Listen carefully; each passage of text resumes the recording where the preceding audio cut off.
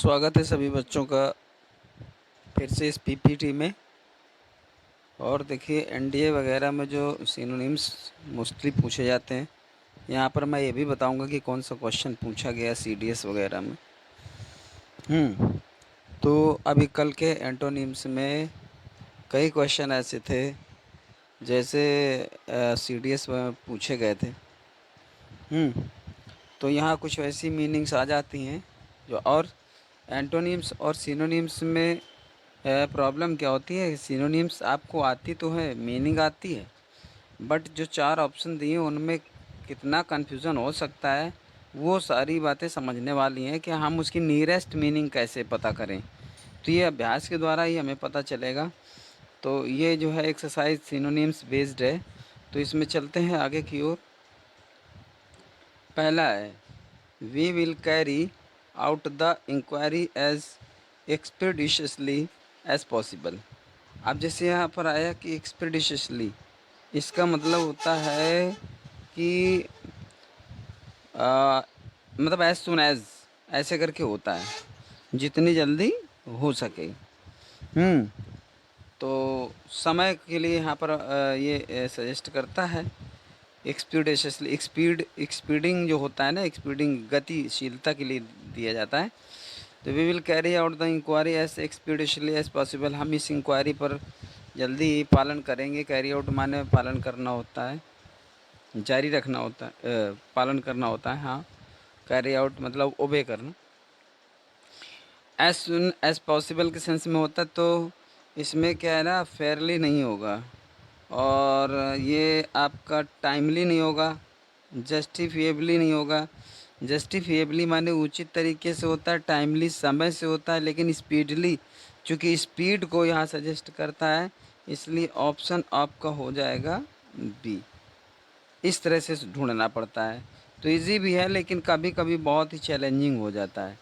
Second number है यहाँ पर, the coach followed a devious course to its destination. Coach यानी जो गाड़ी वाला था, उसने अपनी डेस्टिनेशन के लिए काफ़ी टेढ़ा मेढ़ा रास्ता अपनाया। डेवियस जो लिखा हुआ है, जो डेवियस है यहाँ पे, 1 मिनट, जो डेवियस आप देख रहे हो, ये डेवियस डेविएशन से बना है, मतलब परिवर्तन से बना है, किसी चीज़ के टर्न करने से बना है। तो डेवियस कोर्स, कोर्स माने मार्ग होता है, घुमावदार हो गया। डेवियस माने टेढ़ा मेढ़ा भटका हुआ, ये घुमावदार। ठीक, तो आप डिफ़िकल्ट ये नहीं लेंगे, शॉर्टकट भी नहीं लेंगे। स्ट्रेट माने तो सीधा ही होता है, विंडिंग माने होता है घुमावदार। तो विंडिंग माने घुमावदार, आपका डी नंबर हो जाएगा। ठीक, इसके बाद 3 नंबर है, वी हैव विटनेस्ड, ये we have witnessed an inexorable march of progress by the organisation. मतलब ऑर्गेनाइजेशन के द्वारा हमने, इनएक्सोरेबल का मतलब होता है निष्ठुर या कठोर या तीव्र, है ना, बहुत ज़्यादा, मतलब जो जिसमें हार्डनेस होती है, वो मतलब इनएक्सोरेबल का मतलब होता है। तो वी हैव विटनेस्ड, हमने देखा है, संस्था के द्वारा बड़े ही कठोर और निष्ठुर उन्नति के एक मार्ग को देखा हमने, मतलब बहुत परिश्रम किया गया, परिश्रम से भरे हुए उन्नति के मार्ग को हमने देखा। तो यहाँ पर जो पहला है इनएग्जॉस्टिबल, इनएग्जॉस्टिबल का मतलब होता है अटूट या फिर असीम होता है। ठीक, तो इसको नहीं लिया जाएगा। इसके बाद कॉम्प्रिहेंसिव का मतलब होता है व्यापक या बोधगम होता है, बोध संबंधी, बहुत ज़्यादा विस्तार होता है मतलब। और स्लगिश का मतलब सुस्त या आलसी होता है, स्लगिश का मतलब, तो ये भी नहीं लेंगे, यहाँ पर ये ले लेंगे। यानी रिलेंटलेस का मतलब दयाहीन या निष्ठुर होता है। रिलेंटलेस मतलब पीड़ादायक, कष्टदायक। तो इनएक्सोरेबल का मतलब भी वही होता है जिसमें, जिस उन्नति के मार्ग में बहुत ज़्यादा परिश्रम या मेहनत की, कठोर परिश्रम किया गया हो, उसको कहते हैं इनएक्सोरेबल। तो यहाँ पर रिलेंटलेस वही है जो कष्ट से संबंधित है, तो यहाँ पर भी ऑप्शन बी लेना पड़ेगा। 4 नंबर है आपका, he displayed a distinct tendency to long winded. Long winded जो यहाँ दिया हुआ है, ये बार बार बदल जाता है, इसलिए मैं इसको सेलेक्ट करता हूँ। तो लॉन्ग विंडेड का मतलब होता है घुमावदार, दूर से घुमावदार। लॉन्ग विंडेड का मतलब, ठीक है ना। तो लॉन्ग विंडेड में दूर तक जो घूम कर गया हो। तो ही डिस्प्लेड ए डिस्टिंक्ट टेंडेंसी, मतलब कुछ अलग तरह की टेंडेंसी, प्रवृत्ति उसने प्रकट की। टू लॉन्ग विंडेड स्पीचेस, अर्थात बड़ी दूर तक घुमा घुमा कर अपनी बातों से। वेन आज हाउ ही वाज, जब उसको पूछा गया वो कैसा है।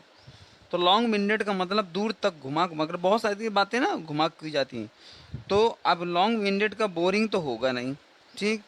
रिपीटिटिव माने होता है बार बार आने वाला, ये भी नहीं होगा। सरकम लोक्यूटरी, चूँकि सरकम लोक्यूटरी बना है गोल चक्करदार, सर्कुलेशन से बना है।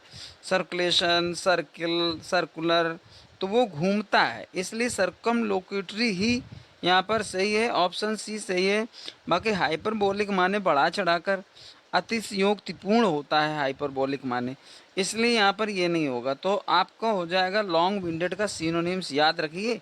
ये एंटोनिम नहीं पढ़ रहे हो, ये सिनोनिम्स पढ़ रहे हो। तो लॉन्ग विंडेड का जो सेम सेंस रखने वाला वर्ड होगा वो सरकम लोक्यूटरी होगा, ठीक। इसके बाद बढ़ते हैं 5 नंबर की तरफ। द डाटा इज़ मिसलीडिंग, जो मिसलीडिंग लिखा हुआ है, ठीक, इसका मतलब मिसलीड माने मार्ग भ्रमित करना होता है। तो इसका मतलब होता है आपका भ्रामक, भ्रामक होता है, मतलब धोखे से भरा हुआ, यानी जिसको हम बहकाने वाला कह सकते हैं। तो इल्यूजरी जो लिखा बना है, इल्यूजन से बना है। इल्यूजन माने भी भ्रमजाल होता है, लेकिन वो माया मोह से संबंधित होता है, इसलिए ये नहीं होगा। जो दुनिया में मोह माया है उससे होता है इल्यूजन, उसमें भटक जाता आदमी मोह माया में, तो वो इल्यूजन होता है। मिसलीड का मतलब अलग है।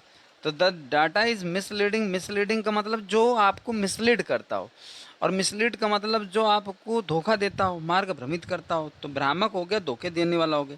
तो यहाँ पर आपका बी सही है।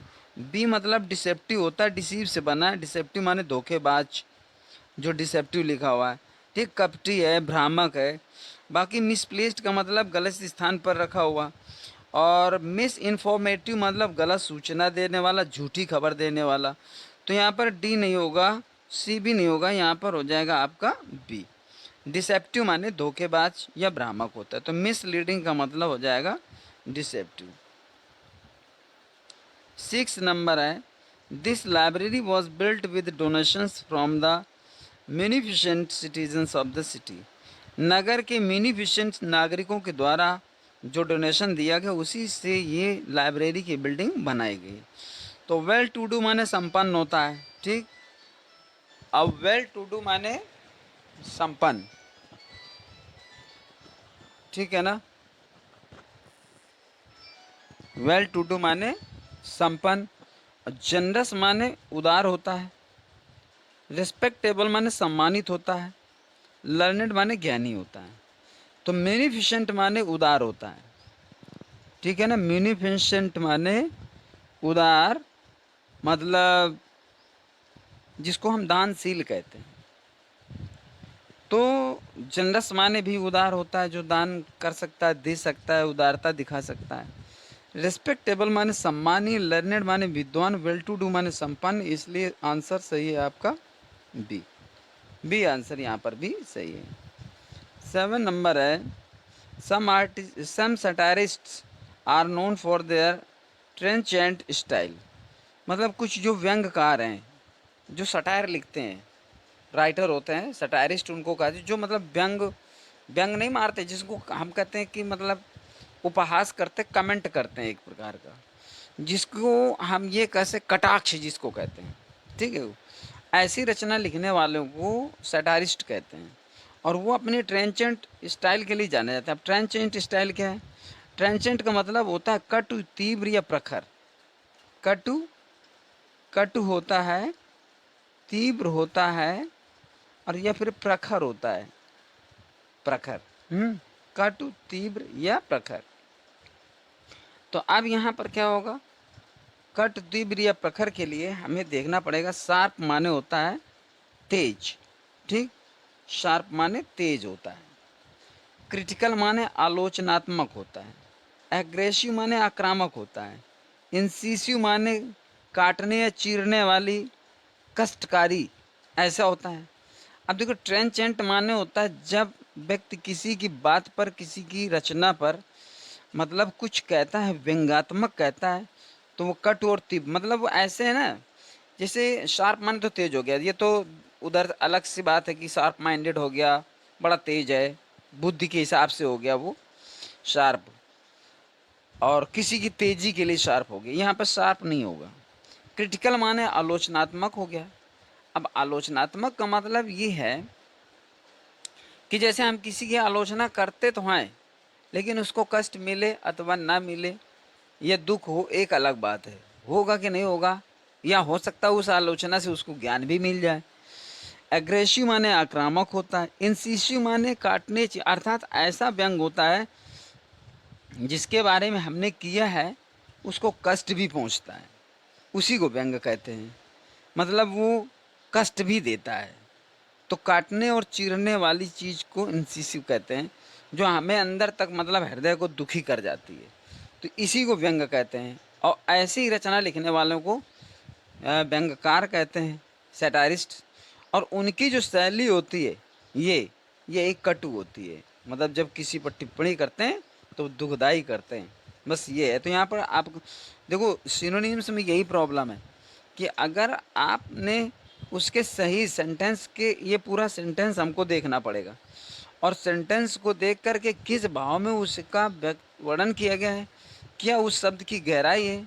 तुम तो जानते हो कि जो लड़के अपीयर होते हैं ऐसे एग्ज़ाम्स में, एनडीए हो, सीडीएस हो, एसएससी हो, सीजीएल हो, चाहे एसएसबी हो, जिसमें भी ये सारी चीज़ें आती हैं, उनको ये फील होता होगा कि नहीं, इसी प्रकार से हम जाकर उलझ जाते हैं और डाउट हो जाता बहुत बड़ा, ये करना चाहिए था और हमने ये कर दिया, ताकत तुमने भी पूरी लगा दी, लेकिन यही है कि बस होता है ऐसा। चलिए तो आगे चलते हैं। Many educationist think that the classroom instruction should be made more vigorous. मतलब बहुत सारे शिक्षा शास्त्री हैं जो ये सोचते हैं कि क्लासरूम का जो इंस्ट्रक्शन है, ठीक है, वहाँ का जो दिशा निर्देशन है और भी ज़्यादा वैगरस होना चाहिए। वैगरस का मतलब होता है, वैगर माने उत्साह होता है, तो उत्साही होना चाहिए। वैगरस का मतलब जिसको हम ये कहते हैं कि जोरदार और ज़्यादा, मतलब प्रफुल्लित और उत्साहपूर्ण होना चाहिए। तो सीरियस होगा नहीं, सीरियस माने गंभीर होता है। ब्रिस्क माने तेज या चालाक होता है, ब्रिस्क माने, तो ये भी नहीं होगा, ठीक है ना। एक्टिव का मतलब सक्रिय हो गया। लिवली, लिवली माने जीवंत होता है। जीवंत का मतलब इस प्रकार से उसका परफॉर्मेंस हो कि वहाँ पर सारी चीज़ें बिल्कुल जीवंत प्रदर्शन हो, परफॉर्मेंस जो है फुल ऑफ एक्साइटमेंट हो, उसको हम वाइग्रस कहते हैं। तो इसी का मतलब होता है लिवली का मतलब वाइग्रस, यानी उसमें परफॉर्मेंस में और वहाँ के माहौल में एक जान सी आ जाए। लिव माने रहना, जीना, है ना, जान डाल देना, तो ये मतलब हो गया यहाँ पर। लिवली माने उत्साहपूर्ण हो गया। तो तेज या जीवंत या ओजस्वी जिसको कहते हैं, लिवली माने, ये सारी मीनिंग होती हैं। यहाँ पर ऑप्शन आपका सी हो जाएगा। इसके बाद medical science is yet to come out with the panacea for cancer. अब देखिए, पेनेशिया हर बच्चे को पता होता है कि रामबाण होता है, ठीक है ना। अब मैं दावा करता हूँ कि यहाँ पर पेनेशिया है, लेकिन ऐसी मीनिंग्स पर वो कंफ्यूज ज़रूर होगा। पेनेशिया का रेमेडी लिखा है, रेमडी, मेडिसिन लिखा है, ट्रीटमेंट लिखा है, ड्रग लिखा है, लेकिन इसमें आपका हो जाएगा मेडिसिन। अब रेमेडी क्यों नहीं होगा, रेमेडी माने उपाय या उपचार भी होता है। पैनेसिया एक दवा के रूप में, अब यहाँ सेंटेंस किस सेंस में लिया गया है ये देखना है आपको। Medical science is yet to come out with the panacea for, medical science को अभी भी कैंसर के लिए किसी ऐसी दवा जो मतलब बिल्कुल उसको कारगर बिल्कुल साबित हो, और ऐसी दवा जो बिल्कुल सर्वरोगहारी, अचूक दवा जिसको कहते हैं, उसके साथ अभी भी मेडिकल साइंस को डेवलप करना है ना। तो पैनेशिया का यहाँ पर अचूक दवा के रूप में यूज किया गया है। तो रेमेडी माने उपचार या उपाय होता है, ठीक। अब उपचार या उपाय या उपचार से मतलब ये है कि हमें, एक मिनट रुक जाइए, क्योंकि ये था क्वेश्चन। तो रेमेडी माने किसी चीज़ का सॉल्यूशन भी होता है, इसलिए यहाँ पर ये नहीं लगेगा। ट्रीटमेंट माने भी उपचार होता है, किसी चीज़ को ट्रीट करना, ठीक। तो ट्रीट उपचार किसी भी तरह का होता है, नीम की पत्ती पीस के पिला दी, मरहम लगा दिया, पट्टी बांध दी, ट्रीटमेंट हो गया फर्स्ट एड करके। ड्रग माने औषधि और नशा भी होता है, इसलिए यहाँ पर ड्रग दो सेंस में होती है आयुर्वेदिक के हिसाब से। पैनेशिया मतलब रामबाण उस दवा की बात की जा रही है जो कैंसर का इलाज कर दे, क्योंकि वहाँ कैंसर शब्द पार्टिकुलरली एक डिसीज़ का नाम दिया है, तो यहाँ पर मेडिसिन सही आंसर माना जाएगा, बाकी सब कैंसिल कर दिए जाएंगे। बस यही आपको समझना है यहाँ पे। 10 नंबर है the navy gave tactical support to the marines. अब देखिए टैक्टिकल जो होता है वो होता है चतुराईपूर्ण। नेवी जो है जो हमारा एक डिफेंस का पार्ट है नेवी, उसने मैरीन्स यानी जो सब मैरीन्स होती हैं पनडुब्बियों को एक टैक्टिकल सपोर्ट दिया। तो टैक्टिकल का मतलब क्या होता है, देखिए सेंसिटिव नहीं होगा। सेंसिटिव माने होता है संवेदनशील या भावनात्मक होता है, तो ये नहीं यहाँ पर होगा टैक्टिकल। सेंसिटिव टैक्टिकल टैक्ट से बना। टैक्ट माने क्या होता है, एक चाल या चतुराई पूर्ण होता है, बहुत होशियारी से भरा हुआ जिसको कहते हैं, रणनीति से भरा हुआ उसको टैक्टिकल कहते हैं। एक्सपीडेंट एक्सपीडेंट माने क्या होता है, जो आपका एक्सपीडेंट लिखा हुआ है, ठीक है, उसके माने होता है कोई उपाय या फ़ायदेमंद कोई चीज़ होती है उसको एक्सपीडेंट कहते हैं। एक्सपर्ट माने कुशल होता है। तो स्ट्रैटेजिक जो स्ट्रैटेजी होती है, जो कि देखो फोर्सेस जो होती हैं कहीं पर अगर कुछ भी करना है तो उनकी अपनी एक स्ट्रेटजी होती है, रणनीति जिसको कहते हैं। मतलब वो अपने प्लान्स बनाती है, किस हिसाब से चलना है, कैसे जाना है, कैसे अटैक करना, कैसे। तो स्ट्रैटेजिक जो यहाँ पर बी ऑप्शन है वो यहाँ पे सही माना जाएगा, बाकी सही नहीं माने जाएंगे। 11 नंबर है business man who lack acumen can not be expected to be very successful. Acumen ऐसे व्यापारी जिनके अंदर एक्यूमेन नहीं है, उन्हें बहुत ज़्यादा सफल होने की उम्मीद नहीं की जा सकती है। एक्यूमेन, अब एक्यूमेन देखिए क्या होता है, एक्यूमेन आपकी होती है कुशाग्रता। कुशाग्रता का मतलब कुशाग्र बुद्धि है ना, बुद्धिमत्ता। तो बुद्धिमत्ता जो होती है वो एक्यूमेन होती है। तो अब यहाँ पर जिसको हम प्रखरता कहते हैं उसकी मीनिंग कहाँ पे आएगी। स्मार्टनेस माने देखिए चुस्ती या सुंदरता भी होती है। अब यहाँ पर देखिए शार्पनेस यही लिया जाता है, यही शार्पनेस ऑफ माइंड लिया जाता है, मन की तेज़ी, मन कितना तेज़ दिमाग चलता है, और उसी से बिल्कुल एक्यूमेन को मैच कराया जा रहा है। कीननेस माने तो उत्सुकता होती, क्लेवरनेस माने चालाकी होती, तो ये नहीं होगा, ये भी नहीं होगा, ये भी पहला नहीं होगा, तो यहाँ पर भी ऑप्शन आपका बी लिया जाएगा। इसके बाद है in modern hospitals computers check the patients before they see the doctors. जो बच्चे इस वीडियो को देख रहे हैं और चेक, बताइए अनपढ़ लोग भी चेक बोलते हैं, चेक कर लो, चेक करवाना है, चेकिंग चल रही है ना, तो कौन नहीं बोलता है चेक। लेकिन निश्चित तौर पर इस चेक शब्द से जब इसकी सेम मीनिंग यहाँ पे आप ढूंढोगे तो कंफ्यूज पक्का होगे, ये मैं दावे के साथ कह सकता हूँ। समझ गए ना। तो यहाँ पर यही तो देखना है कि यही तो आपको परेशानी होती है जब वहाँ पर हम इसको मेंटेन करते हैं, देखते हैं। तो वहाँ तो ये है कि एक नंबर, एक क्वेश्चन 4 नंबर का हो गया चला गया, अगर कन्फ्यूज़न में हो गया। चेक माने रोकना भी होता है, लेकिन यहाँ पर क्या करता है मॉडर्न हॉस्पिटल जो आधुनिक अस्पतालें हैं, computers check the patients, computer patients को चेक करते हैं before this see the doctors, डॉक्टरों को मिलने से पहले। अर्थात जब वो डॉक्टरों से मिलते हैं इससे पहले कंप्यूटर में चेक करते हैं। तो स्टॉप क्या रोक देते हैं, बताइए। क्या प्रोटेक्ट उनकी सुरक्षा करते हैं, बताइए। कवर क्या उनको ढक देते हैं या तय करते हैं, कवर करते हैं अपनी तरफ, नहीं, स्क्रीन करते हैं। स्क्रीन का मतलब होता है चित्रपट पर दिखाना। अर्थात उनको जब स्क्रीन रेज, जो अल्ट्रावायलेट रेज, चाहे वो अल्ट्रासाउंड हो, चाहे वो एक्सरे हो या अन्य कोई मतलब डायग्नोसिस हो, उससे वो स्क्रीन करते हैं उसकी बीमारी अंदर की। तो यहाँ पर देखिए चेक का कितना उल्टा अर्थ लिया गया। वैसे चेक जनरली देखें तो बहुत आम शब्द है, लेकिन जब हम इस सेंटेंस में देखेंगे तो ख़ास तौर पर चेक का मतलब यहाँ स्टॉप नहीं है, चेक का मतलब यहाँ प्रोटेक्ट नहीं है, चेक का मतलब यहाँ कवर नहीं है, चेक का मतलब यहाँ स्क्रीन से, इसलिए option D is correct here. 13 number है a genius tends to deviate from the routine way of thinking. Genius माने जो प्रतिभावान व्यक्ति होता है वो अपने सोचने के जो सामान्य तरीके होते हैं उससे अलग चलता है। डेविएट माने, तो डेविएट माने विचलित होना या घूम जाना। देखो जीनियस प्रतिभाशाली आदमी अगर एक ही तरह का सोचेगा तो उसकी प्रतिभा का क्या मतलब हुआ, तो वो डेविएट करता रहता है। तो डेविएट का मतलब डिस्प्यूट नहीं होता है कि झगड़ा करता रहता है। डेविएट का मतलब जानते हो ना, डेविएट माने विचलित होना। तो यहाँ पर डिफर माने अंतर करना, ये भी।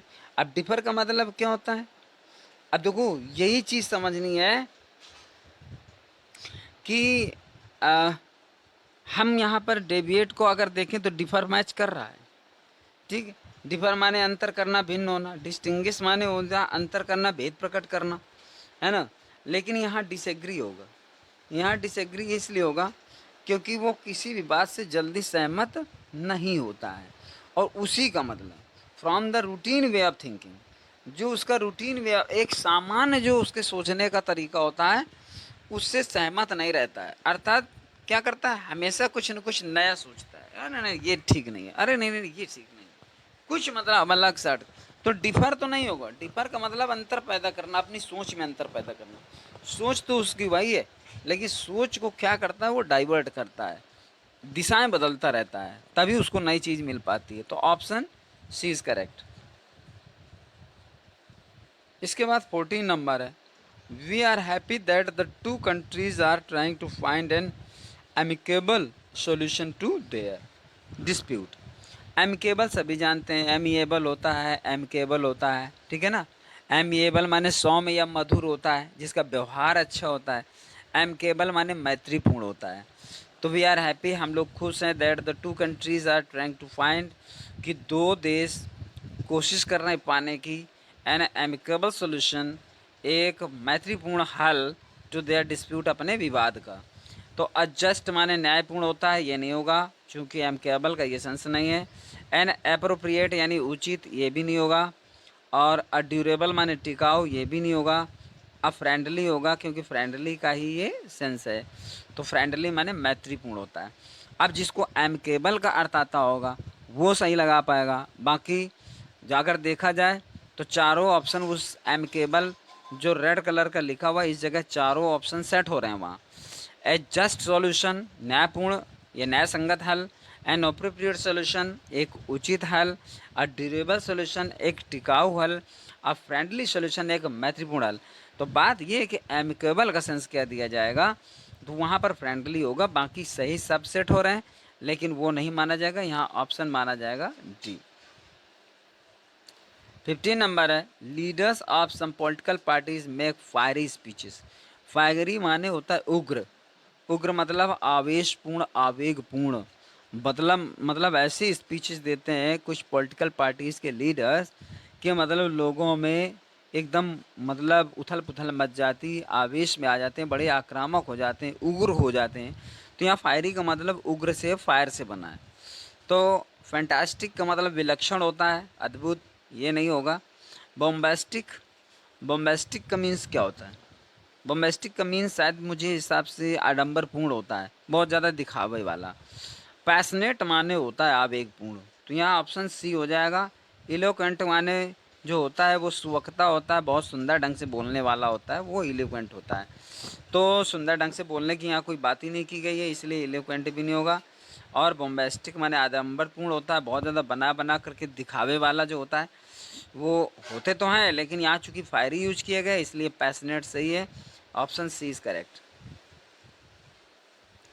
16 नंबर है, द जज asked the contending parties to state their position unequivocally. Unequivocally का मतलब यहाँ पर क्या होता है, स्पष्ट रूप से होता है।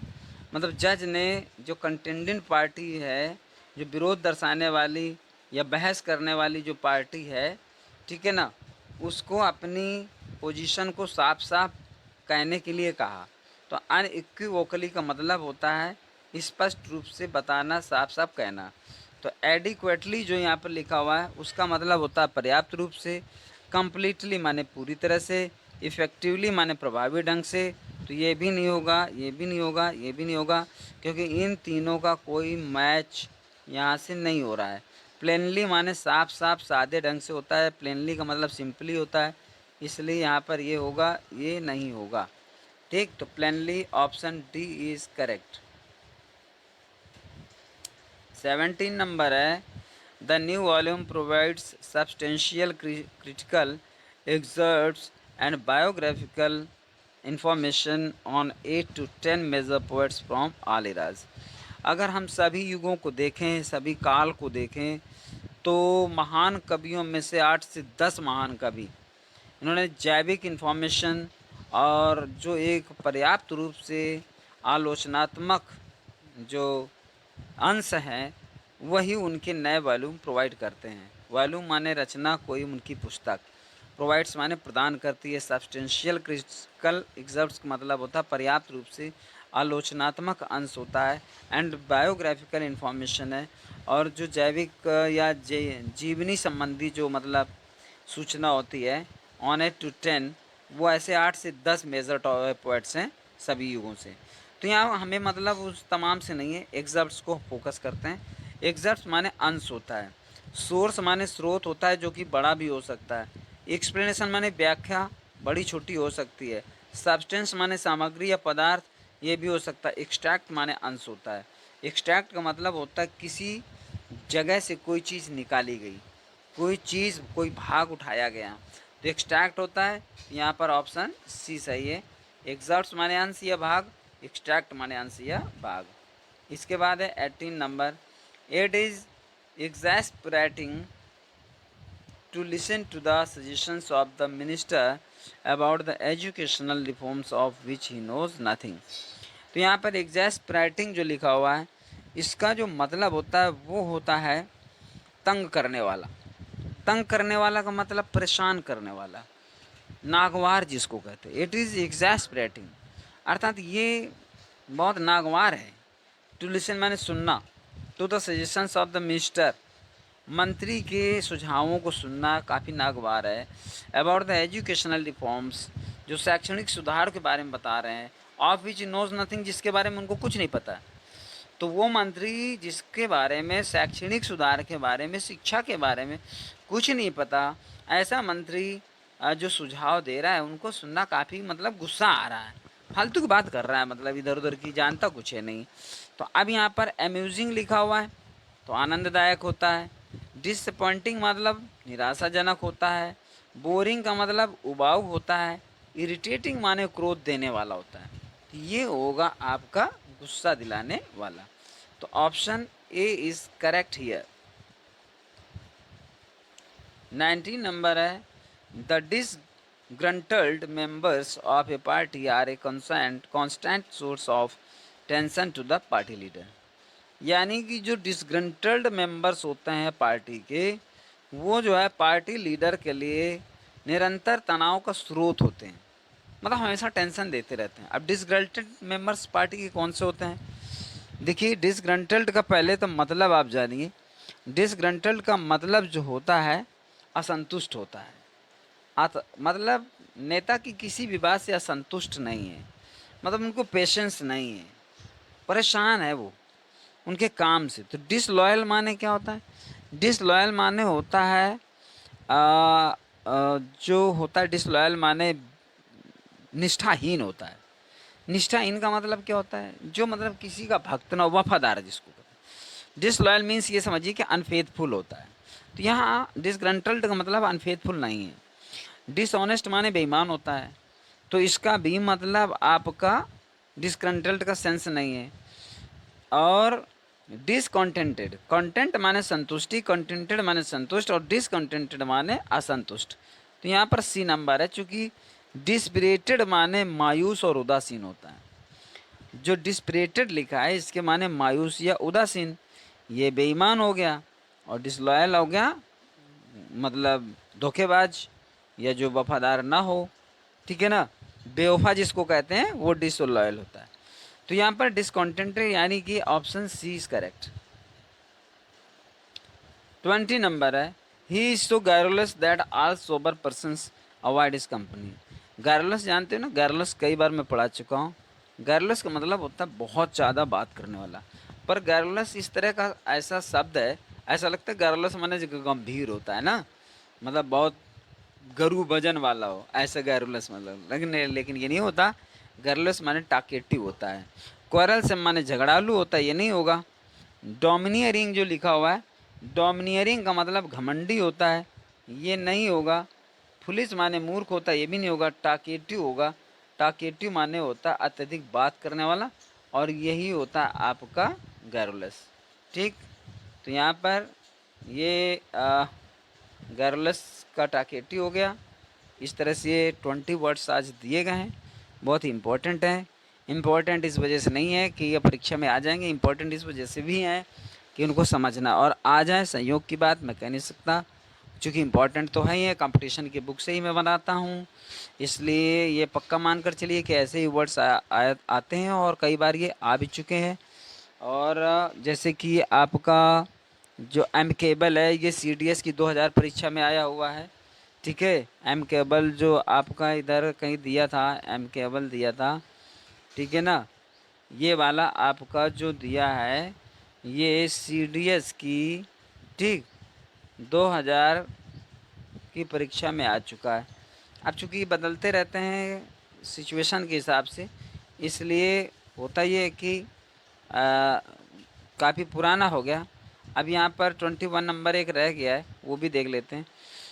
टेम्परेंस, टेम्परेंस माने होता है संयम या संतुलन। टेम्परेंस है ना, टेम्परामेंट जिससे बनता है, तो टेम्परेंस माने बैलेंस होता है। In eating is conductive to health, अर्थात खाना खाने में जो संतुलन होता है वो हेल्थ के लिए कंडक्टिव होता है, दहन शक्ति वाला होता है, शक्तिशाली होता है, लाभकारी होता है। ठीक है, तो टेम्परेंस डिसिप्लिन माने अनुशासन होता है। ठीक, और यहाँ पर क्या होता है, कॉशन माने सावधानी होती है, तो सावधानी और संतुलन अलग अलग चीज़ हो गई, डिसिप्लिन अलग चीज़ हो गया। मॉडरेशन माने संतुलन होता है, केयर माने सावधानी होती है, इसलिए केयर भी नहीं होगा। तो यहाँ पर आपका ऑप्शन लिया जाएगा सी। ठीक, अब हो गया ये पूरा। अब इसके बाद लास्ट में ये है, अगर आपने वीडियो देखा है और नहीं भी देखा तब भी नहीं देखा तब भी धन्यवाद, और देखा तब भी धन्यवाद। ठीक है ना, तो वही है कि ना काहू से दोस्ती, ना काहू से बैर। सभी को बहुत बहुत धन्यवाद, शुभकामनाएं। हंसते रहिए, मुस्कुराते रहिए, और मेरा वीडियो बराबर देखते रहिए। ठीक है ना, सो सभी को एक बार फिर से धन्यवाद।